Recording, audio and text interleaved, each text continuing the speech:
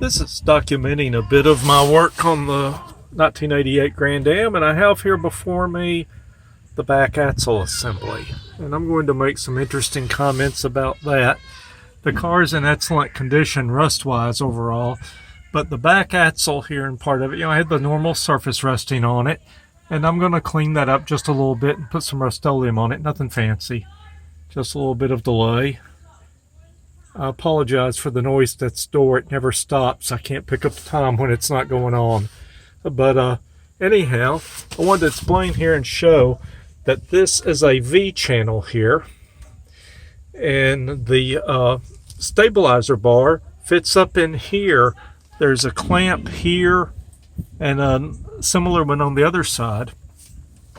And the bushings for the stabilizer bar are around it here, and there's a plastic housing that goes up in here, and just a little band clamp that holds the housing and the stabilizer bar to this axle. It comes over to here, and I've removed the, let me go to the other side. It attaches right here. The attachment's still on the other side. Okay, here, I've rolled over to the other side here, and this comes up here and clamps down the end of the stabilizer bar. Well, I noticed when I took it off that the bushings were in excellent shape. Of course, they're 30 years old, but they didn't seem to have any split or any cracks or any of the stress wear in them I would have thought that they would have. And that baffled me. And the more I looked at this, the stranger it got, because the my Spitfire, the stabilizer bar mount, much thicker than this, was so bad it couldn't be repaired. It was so twisted it had to be replaced. This one shows no deformation at all.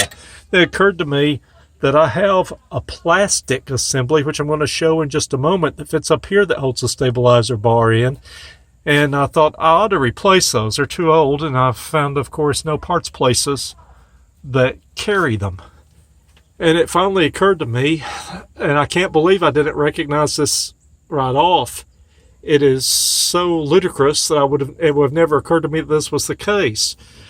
But this entire back axle assembly is one unit. From right here, the shock tower, and where the wheel mounts, over to here is all a welded assembly, a nice strong assembly. And it amounts to what is a trailing axle. You'll see it over here going to the other side continuously. And the pivot point is right here. There's a bushing in there that holds it in place, and the whole axle on both sides pivots up and down. It's not really independent. It's kind of semi-independent, but the pivot point is here. You come back here, the spring is here, and the shock, the damper for the spring, is at the farthest point out here away from the pivot, so it actually has the most leverage over the pivot point. That's actually a pretty good design. The car always rode comfortably. Considering this isn't true independent, it's not true live axle, it's kind of a hybrid. But if you haven't figured out where I'm going here, it occurs to me that this is all a welded assembly with a stabilizer bar riding in here, attached in this area. I'm going to show you the attachments in a moment. Then I will show again after the car is reassembled. And it attaches here. Folks, this axle's rigid all the way across. It's got no motion in it at all. The stabilizer bar, thus, is never exerted stress. The stabilizer bar carries no torsion whatsoever in this design. It is not clamped to the frame. It's not clamped to the wheels independently so it can resist front roll like you would expect. It is simply hidden and attached in this back axle. It's attached solid here, that's attached in the middle, it's attached here, and it's attached again over here, but this angle, at this point. No torsion whatsoever. Folks, this rear stabilizer bar on the J-body cars from the 1980s is completely fake. It is decorative. It carries no load whatsoever. There is no mount for the stabilizer bar onto the frame or to the body or anywhere else. It simply pivots up and down with the back axle. I can't believe that I own this car over 30 years, bought it new as an engineering student and car enthusiast, had been driving Spitfires and Trans Ams and soon to be Corvettes. And I never in my life noticed that until now.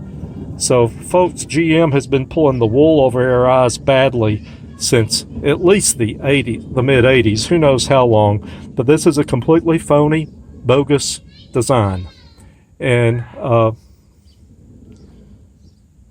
all I can say is I'm astounded. They've done this for decades. I don't know if they're still doing it on any of the later models. We'll see. Hopefully people in the comment sections below will have things to chime in. Thank you. Now here is the mounts that the stabilizer bar was on. This is plastic. This holds it inside the V. It is simply a hard plastic. It looks like it's cast metal. It is not metal. It is definitely 31-year-old plastic. This is the bushing that was inside it. It's certainly not new. There's a little fray on the edges, but it's obvious that this has never borne torsion. Never once. Again, I apologize for the neighbors. It's been hell since I've been here. Thank you.